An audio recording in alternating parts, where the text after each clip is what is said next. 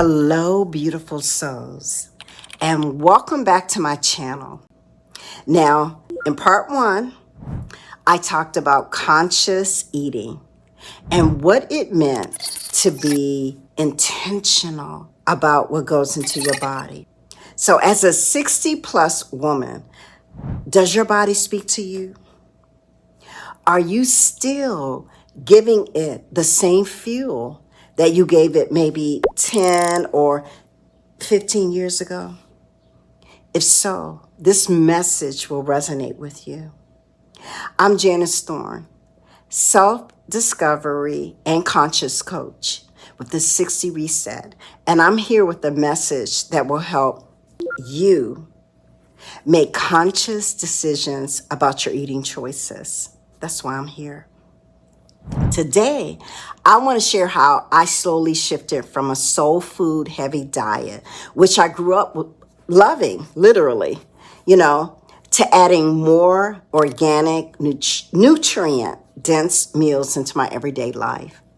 Now, let me just say this. I have no judgment toward what I ate early in my life. I know that I didn't have full control over it, but as I have walked into my adult season, I now can make the kind of choices that are good for me, which means that I've evolved. And can I be real? Soul food is culture. It's family, it's history. Literally, it was our survival. And everything associated with soul food speaks to the journey of my existence as a melanated person. So I can't deny this. It also became a comfort I was relying on so often. And it was the program that I got caught in without questioning its impact on what? My body. Like fried foods, sugary desserts, cheese-filled meals, processed food. These became a staple for me, especially when they were prepared by family, because they carried love. But they didn't always love me back.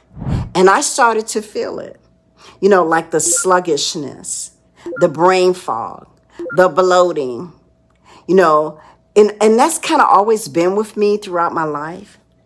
And I never associated it with the types of foods I was eating. I was just like, it's genetic. Let me just say, not. And at one point, I knew I had to change, and I wanted to change.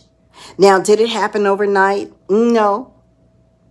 But the turning point came when I realized I wanted to feel better, not just lose weight or meet someone else's, standard of health. We got to kind of line up with everybody else's standard of health.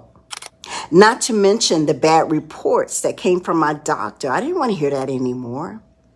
So I started small. I incorporated more greens and paid close attention to my sugar intake.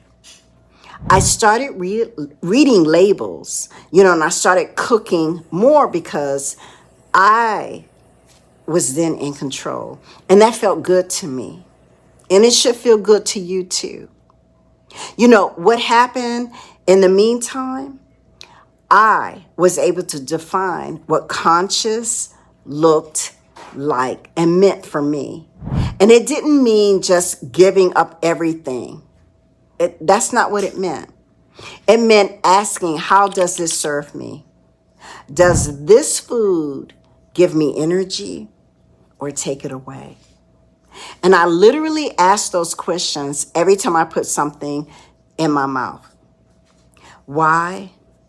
Because I'm now aware. And that's what conscious eating is all about. So in my journey, I started going to, farmers markets and buying organic whenever I could. Now, don't get me wrong. I have to be temperate with my organic food choices. And I'm not in Whole Foods every day because it can get expensive. But farmers markets, I love farm to table, right?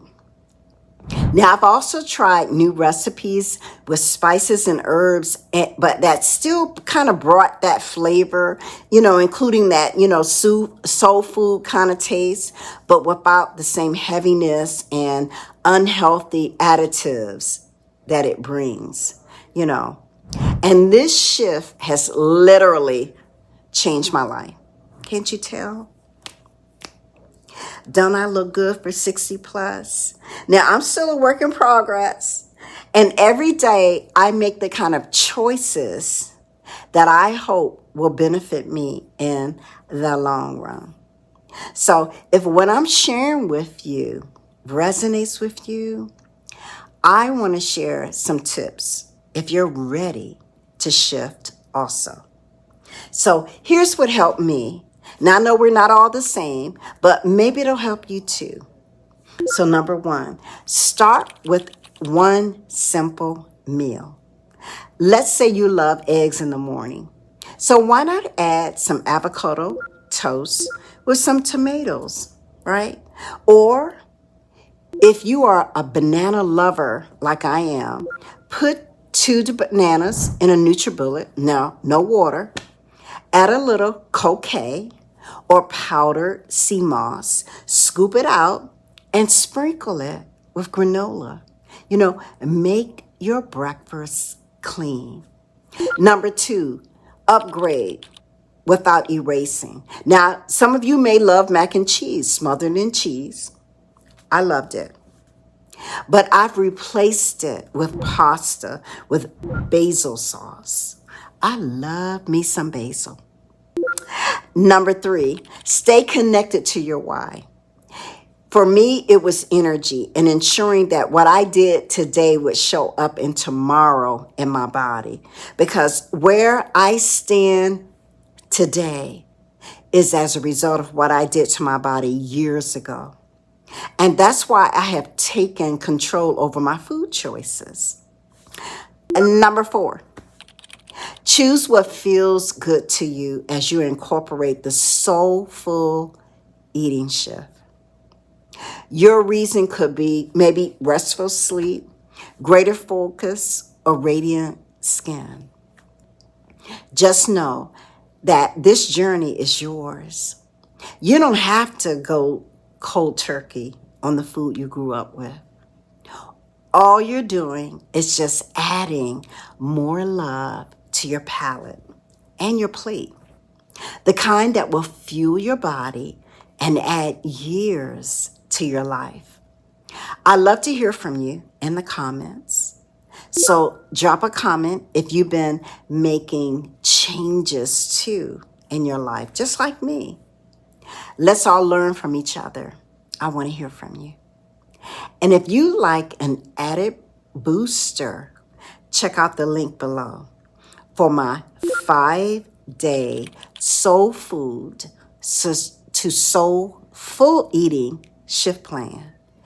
It's a mindful soul nourishing reset for your plate and your palate and your peace. It's available in the link below. Check it out. Let's all learn together.